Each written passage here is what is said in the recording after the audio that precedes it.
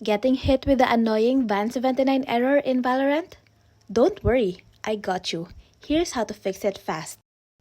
First, you need to manually restart your Vanguard. Go to Services and then find VGC. Right-click and choose Properties. In your startup type, go to the drop-down menu and click Automatic. Hit Apply and then OK. Then restart your PC.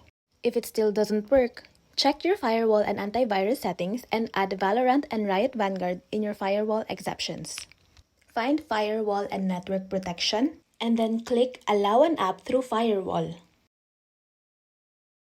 Now you need to click Allow another app.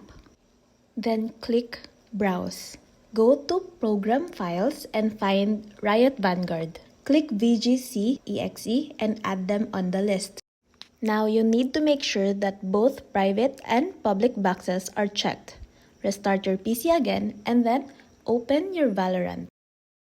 Update it and then you're good to go. Hope this helps. Thanks for watching.